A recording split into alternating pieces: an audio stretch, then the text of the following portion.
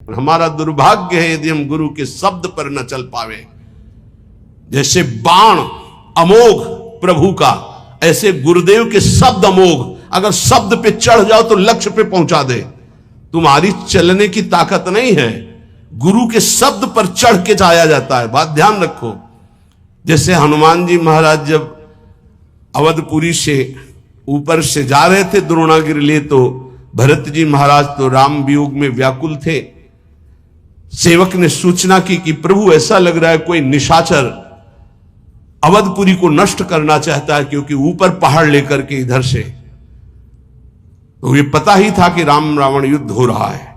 भरत जी तत्काल सावधान हुए और एक बिना फण का बाण संधान करके मारा कि शत्रु पक्ष घायल होकर आए और पहाड़ को रोक लिया जाए। दोनों काम एक साथ।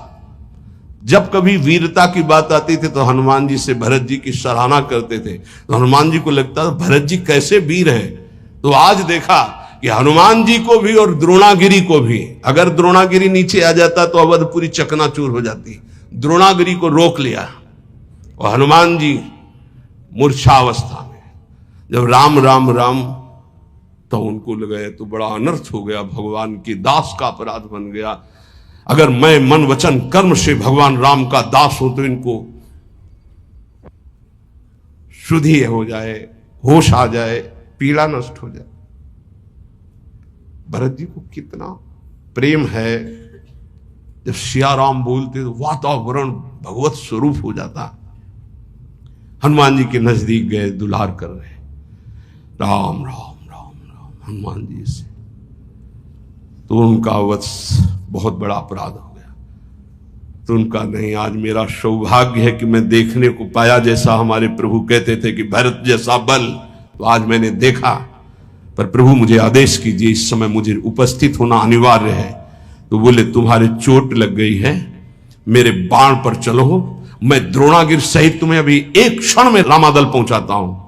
तो एक बार तो विचार आया, मोरे भार चली किन बाना, मेरा वजन और द्रोणागिरी का। पर उनका अरे नहीं नहीं, राम भ्राता है, ऐसा कर सकते हैं। तो उनका प्रभु आपका आशीर्वाद ही काफी है, आप केवल आज्ञा दीजिए।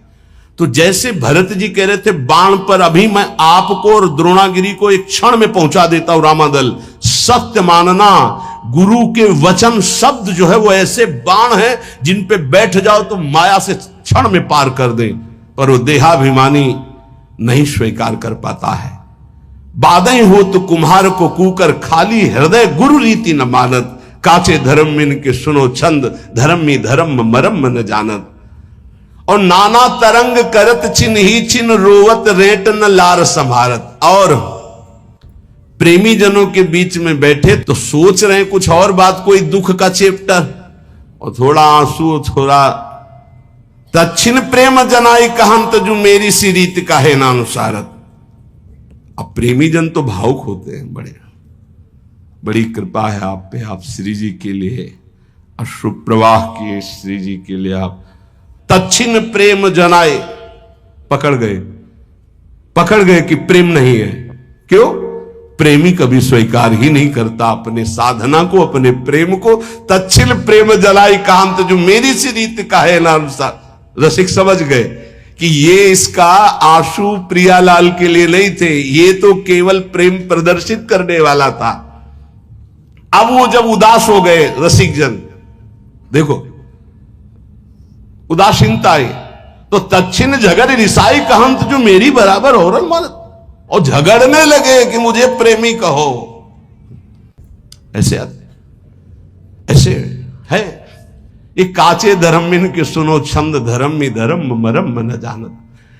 और गुरुजनों से, रसिक जनों से, मेरो सो प्रेम मेरो सो कीर्तन, मेरी सी रीत का है नानुसारत। हम कीर्तन कर देना, ये अहंकारी की भाषा। और मेरो सो गान मेरो सो बजाई वो, ऐसा भी होता है। मेरो सुकृत सबे जो विसारत। एक बार चांस दीजिए, फिर आप देखेंगे। जब चांस दिया ना तो देखा कि शून्य के नीचे माइनस पे आ गए। अहंकारी श्री जी के आगे नहीं गा सकता, ध्यान रखना। और जिनको देखा रो करके ऐसे रंग जमा दिए। जिनको था कि मैं कुछ नहीं हूं, रो रहा है श्री जी के चरणों में, तो रंग जम गया। और जिनको था कि हां कुछ नहीं, बोले मेरो सो प्रेम मेरो सो कीर्त। बात करने से पता चलता है कि साधक रसिक है या अहंकार का रसिक है, श्री जी का रसिक है या अहंकार का रसिक। वैसे प्राय अहंकार का ही होता है। कोई बिरला जो कहे हरिवंश रस बिरलो समझनहार। यहां तो ऑपरेशन थिएटर है, यहां तो तुम्हें इत्र लगा के नहीं भेजा जाएगा, यहां तो ऑपरेशन करके भेजा जाएगा। अगर ऑपरेशन नहीं हुआ तो फिर कहां जाओगे? रसिकों की सभा में तो ऑपरेशन होता है। मेरो सो प्रेम मेरो सो कीर्तन मेरी सी रीत का है अनुसारत, और मेरो सो गान मेरो सो बजाई वो, ऐसा भी है। बहुत बहुत प्रकार से हमने देखा है।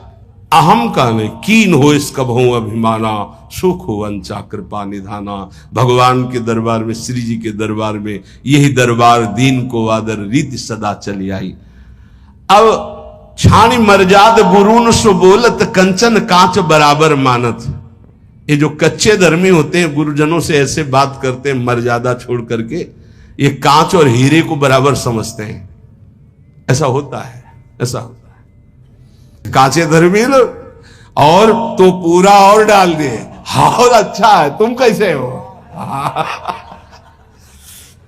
कांचे धर्मिन के सुनो छंद धर्मी धर्म मरम। जब गुरुजन हंसकर बात करें तो तुम बहुत गंभीर हो जाओ। आज कृपा की वर्षा हो रही, जवाब देना नहीं उचित है, पान करना उचित। उनकी उस कृपा का पान करो। जब गुरुजनों से कभी बात करने का अवसर हो तो ऐसे बात करना चाहिए, कहीं हमारे मुख से कोई थूक की छींट उनके ऊपर न चले, ऐसे बात करनी चाहिए। बहुत सावधानी से गुरुजनों का सेवन किया जाता है तो गुरुजनों में ही लाडली जो दिखाई देने लगती है। हम गुरुजनों को बहुत संत मानते हैं, इसके आगे हमारी दृष्टि है, और उसमें भी कुछ प्रश्नवाचक चिन्ह रख के संत मानते हैं। अगर हमको ये साक्षात भाव आ जाए कि मेरी लाडली जो मेरे गुरुदेव के रूप में है, तो निश्चित समझो कुछ ही दिनों में आपका परिवर्तन बहुत जोर से हो जाए। इसलिए कहा गया गुरुर् ब्रह्मा गुरुर् विष्णु गुरुर्देव महेश्वरा गुरु साक्षात परब्रह्म तस्मै श्री गुरुवे नमः। पर ऐसा केवल बोला जाता है, श्लोक में भाव किसी के बिरले होते कि मेरे परब्रह्म परमात्मा साक्षात गुरुदेव जी, मेरी लाडली गुरुदेव जी। तो बोले देखे जो देखे भले जो भले, तुम आपनो और परायो न जानत। हाँ जो सदारस रीति बखानत, मेरी बराबर ठागन मानत। बोले देखे जो देखे भले जो भले, तुम आपनो और परायो न जानत। अभी कपड़ा केवल कल बदला है, कुछ ज्ञान नहीं है। महापुरुषों की सभा में आसन दिया जाता, चौड़े में आके बैठ जाते हैं। ऐसा नहीं होना चाहिए। गुरुजनों की, बड़े जनों की जहां आसन मिलता है उस आसन को माथा रखकर प्रणाम करके समेट कर बैठा जाता है। उसे समेट कर रख दिया, हाथ जोड़कर बैठ गए। इस परीक्षा होती है कि आप कितने योग्य उपासक हैं। वयोवृद्ध और सिद्धों की बात जाने दो, लेकिन साधक को चाहिए कि अगर सभा में गुरुजनों की या पूज्य जनों की सभा में आसन मिले तो आसन पे नहीं बैठना चाहिए, तत्काल उस आसन को प्रणाम करके समेट कर रखा जाए और जमीन पे बैठा जाए, या अन्य उस आसन विशेष जो आसन दिया गया उस पे नहीं, उसका कोना पकड़कर धीरे से हटा के फिर ऐसे। ये महापुरुष जन इसको देखते हैं, ऐसे बड़ी प्रवीणता से देखते हैं। जिस समय मनु शतरूपा और देहूती जी पधारी करदम जी के यहां भगवान के आदेश से ब्याह के लिए, 3 आसन बिछाए। सम्राट को अर्घ देना यह अनिवार्य होता है, चाहे जितना बड़ा कोई ऋषि हो, क्योंकि वो भगवान का स्वरूप माना जाता है। तो उन्होंने पुनः अर्घ दिया करदम जी को। जब मनु जी को अर्घ दिया तो उन्होंने करदम जी को भी अर्घ दिया। परस्पर प्रणाम हुआ और आसन को स्पर्श करके फिर आसन पर बैठ गए महाराज मनु। शतरूपा जी ने महाराज मनु जी का अनुकरण किया, लेकिन देहूती जी ने माथा रखा आसन पर और समेट करके आगे रखकर भूमि पर बैठ गए, क्योंकि पति के द्वारा दिया हुआ, प्रीतम के द्वारा दिया हुआ और स्वामी के द्वारा दिया हुआ आसन, उसे सम्मान करना चाहिए, ना कि उसमें प्रथम है ना मिला। ऐसे ही शिष्य का होता है। गुरुजनों के यहां या पूज्य जनों के यहां अगर हम जाएं और हमें आसन मिल रहा है तो हमें प्रणाम करके आसन को समेट के रख देना चाहिए। नहीं नहीं बैठे, हम तो आपके चरण रज में बैठने का लाभ लेने आए हैं, हमारा अधिकार आसनों पर बैठने का नहीं, ऐसा दैन्य भाव से। तो बोले कैसे धो पाऊं तिहारे हृदय को, आन द्वार के मोही न जानत। सेवक जी महाराज कहते हैं तुम हमारे हृदय की बात को कैसे समझ पाओगे, तुम अभी आन द्वार में हो, कच्चे धर्मी हो, कहीं मान प्रिय है, कहीं संसारिक धन का लाभ प्रिय है, कहीं भोगों का लाभ प्रिय है। हमारे द्वार में खड़े हो तो तुम्हें समझ में आएगा कि रसिक किसे कहते हैं। जहां किंचिन मात्र सुख वासना नहीं, केवल श्यामा श्याम का अनुराग। आन द्वार के मोहि न जानत, काचे धर्म मिन की सुनो छंद, धर्म में धर्म मरम न जानत। और तरंग सुनो अति मीठी, सखीन के नाम परस्पर बोल। ये सब मना किया गया, वाणी जी है, बहुत बड़े महापुरुष बोल रहे। ये वृंदावन नित्य विहार रस है, इसमें ये सब ना करे तो रस प्राप्ति हो जाए। और तरंग सुनो अति मीठी, सखीन के नाम परस्पर बोलत।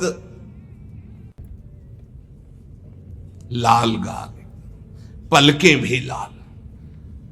अरे यहां लाली मेरे लाल की, जित देखूं तित लाल। जिधर देखे मेरा प्रीतम, ये श्रृंगार है अपने हृदय का। और लाली देखन मैं चली तो मैं भी हो गई लाल अंदर से, प्रिया प्रीतम है। ये गाल लाल करने से लाल जी थोड़ी मोहित हो जाएंगे, फिर क्या होता है, ये भी दर्शन किए हैं। और तच्छिन केस गहंत जो मुष्टि हनि, साकत शुद्ध बचावत डोलत। ये चलता है। 100 वाला नोट तूने क्यों दिया? बोले वो हमारी तो दिया था, एकांत में चल रहे हैं घूसे। ये सखी सहचरी की उपासना नहीं भाई, यहां मोक्ष सुख का भी त्यागी है। इसलिए बाहरी बोले अपनी सहचरी भाव को पास, तो सहचरी शरीर है क्या? अरे बनिता पुरुष भाव मिट जाए, सेवे ललितादिक के भाई। ये परम हंसों का रस है। ऊपर से चुनरी और चोली पहनने से सहचरी नहीं हो जाता। स्थूल सूक्ष्म कारण तीनों शरीरों का त्यागी सच्चिदानंद भाव का सहचरी भाव है। कह रहे बनिता पुरुष भाव मिट जाए। बनिता कहते स्त्री शरीर, पुरुष कहते पुरुष शरीर, दोनों का शरीर भाव मिट जाए। पांचों भूले दे सुधी। एक मच्छर काट रहा है तो उसको तो भूल नहीं पा रहे। पांचों भूले दे सुधी, छठे भावना रास की, तब रास की भावना में डूब। यही तो है गुरुजनों की। कह रहे सेवक जी महाराज, कैसे दो पाऊं तिहारे हृदय के, आन द्वार के मुंह न जानत। जो गुरुजनों की आज्ञा का पालन नहीं करते, छाण मर्जाद गुरुन से बोलत, अपनी अपनी मनमानी कर रहे, कैसे दिव्य भाव देह को प्राप्त हो। सेवक जी कह रहे ये परस्पर नाम सखियों के रखते हैं, थोड़ी थोड़ी बात में घाटे मुनाफे में, इधर उधर अनुकूलता प्रतिकूलता में फिर थप्पड़ और घूंसा चलते हैं, लिखा हुआ है। और सेवा का एक हमारा ग्रंथ है सेवा विचारम, उसमें लिखा हुआ है कि ऐसा भाव प्रकट में करके अपराध न करे।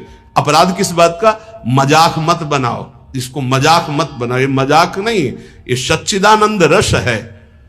श्री कृष्ण के लिए जो अर्पण करने की बात हो, मीरा जी से सीखो। मीरा जी से बड़ा कोई गोपी नहीं है, ध्यान रखना। मीरा जी की जरा जीवन चरित्र को पढ़ के देखो, रत्नावती के जीवन चरित्र को पढ़ के देखो, भागमती की, यमुना बाई, करमैती बाई, करमठी बाई। ये नौटंकी नाटक मत करो। एक से एक महान महिमामयी हमारी श्री कृष्ण प्रेमी हुई है, उनके जीवन चरित्रों को पढ़ के देखो। ये बाहरी नाटक मत करो। तच्छिन केस गांत मुष्टिहनि, साकत शुद्ध बचावत डोलत।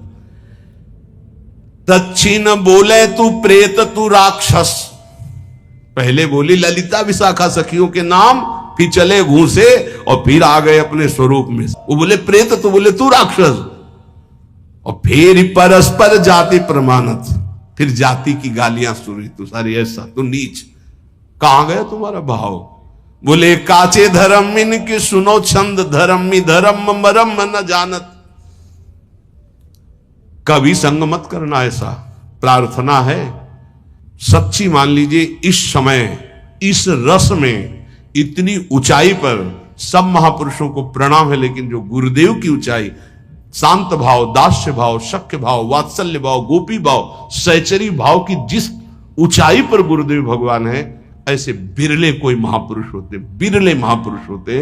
ये हमारा सौभाग्य है कि मुझे लाडली जी ने ये गर्व करने के लिए दिया कि मेरे गुरुदेव ऐसे, मेरी स्वामिनी ऐसी है।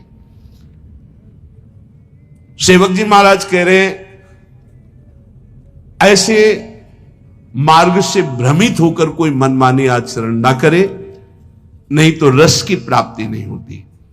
बोले भूल करके कभी ऐसा संग नहीं, और ऐसा कभी बोले परमहंसों का एकांतिक रस है।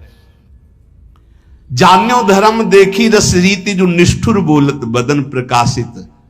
बोले ये जो कच्चे धर्मी लोग होते हैं, ये बहुत कड़ुआ बोलने वाले होते हैं। इनका नाक में गुस्सा रहता है, कच्चे धर्मियों के। निष्ठुरता पूर्वक हृदय में चुभ जाए ऐसे वचन बोलते हैं। सेवक जी कहते हैं इस प्रकार के आचरण करने वाले कच्चे धर्मियों का कभी संग नहीं करना चाहिए, नहीं तो ऐसे न वैसे रहे मजरेढो पाछलियो जो करी निर्वासी। मजरेढो बहुत ज्यादा होते हैं। मजरेढो समझते हो? ना गृहस्थ के, न विरक्त के, न संसार के, न प्रभु के, बीच में डोलते हैं, ऐसे बहुत होते हैं। ऐसे न वैसे रहे मजरेडो पाछलियो जो करी निर्भाषित। फिर ये वही फेर जैसे के तैसे वहीं पहुंच गए, वैसे उससे भी नीचे गिर गए। क्योंकि गिरे हुए पुरुष को तो उठने का चांस है, लेकिन जो उठ करके गिरता है उसकी हड्डी टूट जाती है, उसको फिर उठने का चांस नहीं रहता। एक बार भगवत कृपा हुई, आप शरणागत हुए, भगवत मार्ग पर चले, और आपने गुरुद्रोह अवहेलना, फिर वो जो गिरता है तो मूल मेरुदंड टूट जाती है। मेरुदंड, अब उपासना का भाव ही नष्ट हो गया। अब किस जन्म में, कब, किस युग में अवसर ऐसा आवेगा, भटको। काचे धर्म मिन के सुनो छंद, धर्मी धर्म मरम मन जान। ये ऐसे होते हैं, एक रिशाने से रूखे से दिखत, पूछत रीति भभूकत धावत, एक रंग मगे बोलत चालत, मामूले हु बपुर जु जनावत। एक ऐसे होते कि बात करो तो बिल्कुल भभूकत, भूकत मतलब किसका, समझ रहे हो ना?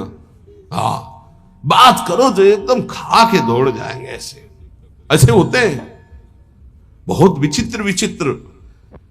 इसीलिए इतना ही काफी है, गुरुदेव भगवान को साष्टांग दंडवत। जिनसे परिचय है प्रेमी रसिक महापुरुषों को पंचांग दंडवत, साष्टांग दंडवत, जैसा भाव बना, और चराचर जगत को नमन। ये सिद्धांत वैष्णव सिद्धांत में है। किसी को छूने की जरूरत नहीं है, अपने गुरुदेव भगवान की चरण रज अपने लिए पर्याप्त है। हमें किसी और के सपोर्ट की जरूरत नहीं है। बोले एक रिशाने से रूखे से दिखत, दर्शन मात्र से लगता है कि गुस्सा है। बात करे तो कैसे बात करनी चाहिए? हरिवंश नाम का प्रताप जिसके उदय होता है, हंसी बोले बहुमान श्री हरिवंश। आप कैसे हैं? बहुत प्रिय वचन है। बचने का दरिद्रता है, पैसा लगता है मीठा बोलने में, हित बोलने में पैसा लगता है। श्री हरिवंश, राधे श्याम, राधे श्याम, और आपका मंगल है, ठीक है, बस ऐसे। एक रिशाने से रूखे से, ये काचे धर्मी, एक रिशाने से रूखे से दिखत, पूछत रीति भभूकत धावत। ऐसे भूखते हुए आदमी एकदम दोबारा बात नहीं करेगा, ऐसे नहीं। एक रंग मगे बोलत चालत, एक रिसाने से रूखे से दिखत, पूछत रीति भभूकत, और एक रंग मगे बोलत चालत, मामूले हु बपुरे जो जनावत। सेवक जी महाराज कह रहे हैं ये ऐसे बातचीत, तो ऐसे कि मतलब आदमी जो है लट्टू ही हो जाए, ऐसे प्यार भरी, हृदय चूर धारा भाम, सुधामयम वाचो, दोनों से बचना है। एक रिसाने से रूखे से दिक्कत, और एक बहुत है, जहां बहुत है शहद है तो वहां मक्खी भी है, डंक भी है। उचित प्रेमी जन उचित व्यवहार करते हैं। अगर तुमसे कोई बहुत चिपकावपन व्यवहार का हो रहा तो कुछ है तुम्हारे पास।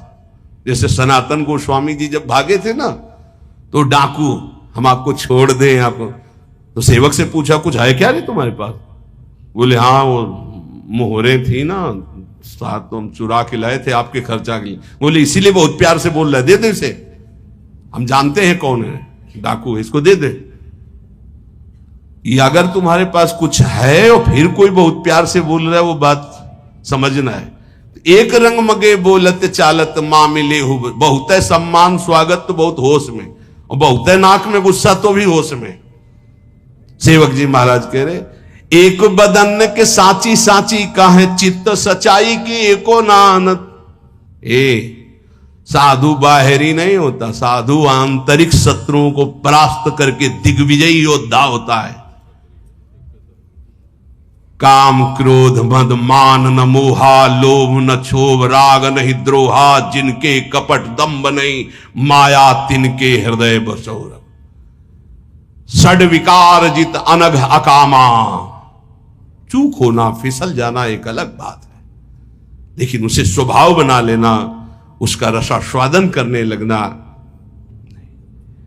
एक बदन के साची साची का है चित्त सच्चाई के एक आनंद। एक भी आचरण नहीं है जो बोला जा रहा है। क्या ऐसे प्रवचन से संसार का लाभ होगा और क्या ऐसे प्रवचन से आपका लाभ होगा? हाँ, लाभ होगा जो अलाभ है, धन का लाभ होगा, प्रणाम नमस्कार होंगे, शिष्य बन जाएंगे, ये अलाभ है, ये अलभ्य लाभ नहीं है। अलभ्य लाभ तो कुछ और है, जो निरंतर भगवदाकार वृत्ति निर्विषय हृदय प्रियालाल के प्रेम में डूबा हुआ। बोले एक धर्म समुझे बिना गोसाई के होए जो जगत पुजावत, मूल न मंत्र टटोरा की रीति धर्मी न पूछत बदन दुरावत। सेवक जी जो कह रहे बिल्कुल अक्षरशा वैसा देखा। मूल न मंत्र टटोरा की रीति, टटोरा की रीति शायद ये हो सकता है, शायद ये हो सकता है ऐसे, क्योंकि खुद को नहीं प्राप्त है। आचार्य परंपरा से महापुरुषों से जब तक जोड़ा नहीं जाता तब तक वो मंत्र नहीं प्राप्त होता, केवल इधर उधर की खींचतान। एक धर्म समुझे बिना गुसाई के हुए जो जगत पुजावत, मूल न मंत्र टटोरा की रीति धर्मी न पूछत बदन दुरावत। और जब रसिकों का सामना होता है तो आंख नहीं मिला, कभी सामने नहीं आएंगे। धर्मी न पूछत बदन दुरावत। ओ एक मुलम्मा सो देत उघारी जो बल्लभ सो बल्लभ परमानत। एक ऐसे हैं जो भगवत प्रेम रस रीति को समझते नहीं हैं, केवल प्रवचन करते हैं जैसे लोहे पर सोने की पालिश की जाए। कितनी देर टिकेगी, कितनी देर टिकेगी? जब हृदय स्वर्ण नहीं है तो ऊपर से पालिश वचनों की करने से टिकता नहीं है। बोले पालिश हटने पर जैसे आकर्षण खत्म हो जाता है, ऐसे नाटक कितने दिन चलेगा? प्रवचन का नाटक कितने दिन चलेगा? ये महापुरुषों के वचन है। आकर्षणहीन प्रवचन से किसी का भी परिवर्तन नहीं होता।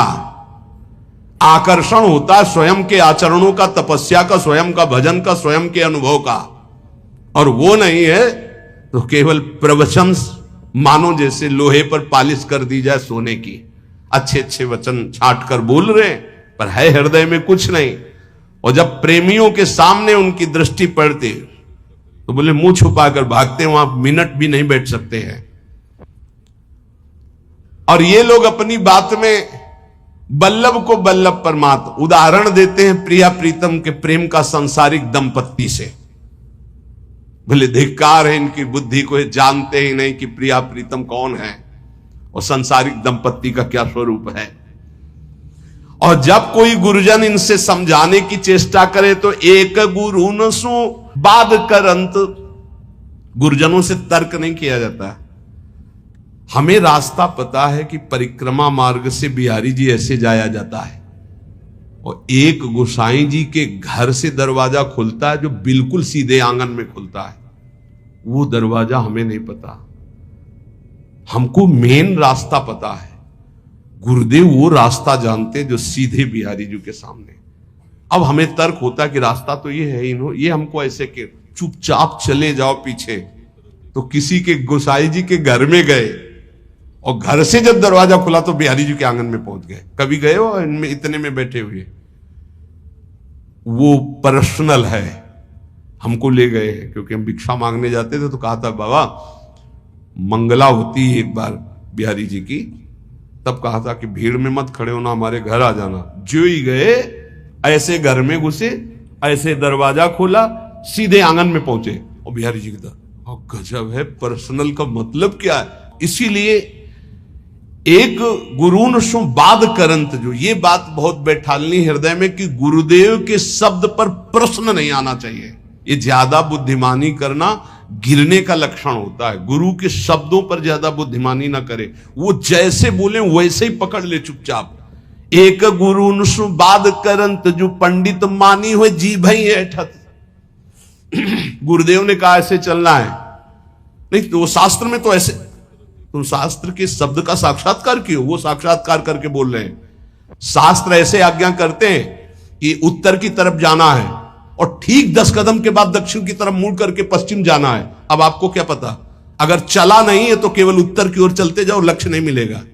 ये अनुभूत महापुरुषों से ही पता चलता है। तभी है चाहे शिव बिरंच सम होई गुरु बिन भव निधि। तो एक कच्चे धर्मी क्या होते हैं, गुरुजनों से तर्क वितर्क करने लगते हैं, अपने को ज्ञानी, अपने को पंडित मान। और फिर इनकी हालत क्या होती, एक दरब की जोर बरब बट आसन चाप सभा मधि बैठत। रुपया इकट्ठा करते हैं, उसके बल पर गुरुजनों के सामने महंगा आसन बिछा करके फिर ऐसे कभी कभी इससे देखने को मिलता है, अरे गुरुजनों के सामने आसन, सिर भर जाऊं चितस मोरा, सबसे सेवक धर्म कठोरा। और एक जो फेरी रीति उपदेशत, एक बड़े हुए ना बात प्रमाणत। अपने नए चेला बनाना शुरू कर दिए, गुरुदेव अलग हो, चेला बनना शुरू हो गया और रीति उपदेशित करते हैं, पर उनको खुद पता नहीं कि गुरुदेव की कृपा के बिना रस रीति का जागरण ही नहीं होता। ऐसे काचे धर्मी होती है। सेवक जी कहते हैं मनमानी आचरण करने वालों को कभी से अमाजू प्रसन्न नहीं होती, कभी नहीं मिलती। एक धर्मी अनन्य कहा है बड़ाई को न्यारी है बाजी सी मानत। एक ऐसे धर्मी है कि प्रिया प्रीतम के प्रेम की बात छोड़ करके अपनी बड़ाई के लिए सारा प्रयास करने लगते हैं। और के बाप सो बाप कहंत, द्रव्य के काज धर्म में ही छाणत। और के बाप को बाप कहां सो द्रव्य के काज धर्म, अपने धर्म में टिके रहो। हमारे माई श्यामाजू को राज, बोलत बोल बटाऊ से लागत, हुए गुरु मानी न बात प्रमाणत। जब रसिक जन इनको उपदेश करते हैं तो ऐसे लगते हैं जैसे रास्ते में चलते लोग बात करते हैं। ये अपने को गुरु मानने वाले अहंकारी जीव कभी सच्चे रसिकों की शरण होकर अपने अहंकार का नाश नहीं कराते। सेवक जी कहते हैं परखे सुनो सुजान जहां कछु और कचाई, भक्त कहे प्रसन्न न तरुता कहें बुरबाई।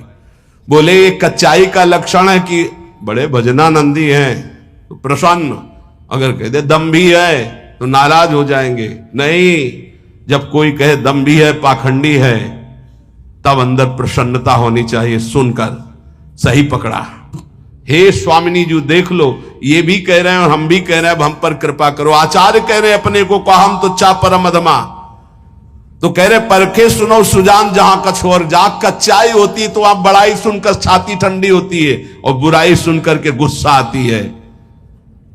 दिए सराहे सुख राहे दुख में दिन राती। अगर इनको देव भेंट देव, बड़ाई देव, प्रणाम करो तो सुखी, और नहीं तो रात दिन जलते रहते हैं। खावे को जो सजाती खर्च को होती बिजाती।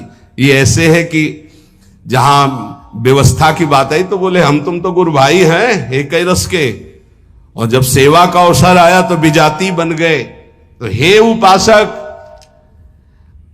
ऐसे अनन्य धर्म में दीक्षित होकर प्रिया प्रीतम होकर इन कचाइयों को छोड़ो। लय उपदेश कहा अनन्य अनहाय अनर्पित जाय गटकत, आस करें विषयीन के आगे जो देखे में जोरत हाथ लटकत। दीक्षा ले ली, बिना अर्पित किए बिना भोग लगाए जल और भोजन पा रहे हैं, दुर्गति पक्की। पानी भी मत पियो बिना राधा वल्लभ लाल की जय बोले।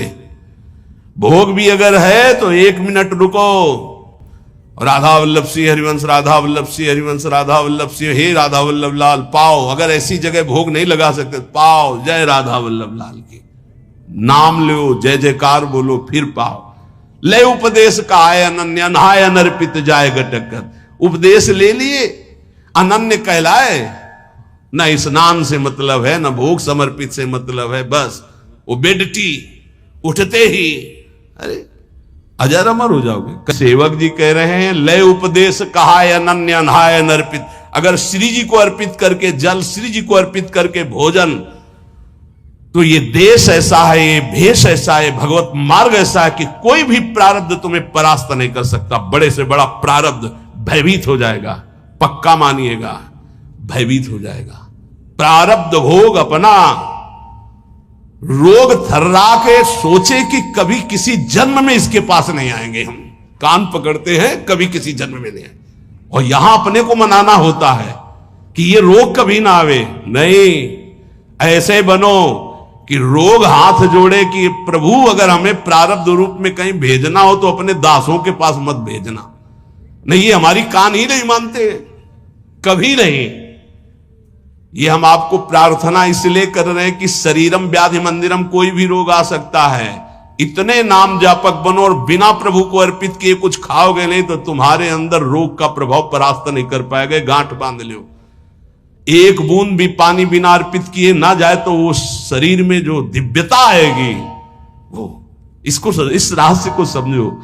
आस करें विषय इनके आगे जो देखे में जोरत हाथ लटकत। सेवक जी कह रहे हैं कभी भी श्री जी के कहला के विषयी पुरुषों के आगे हाथ मत पसारना।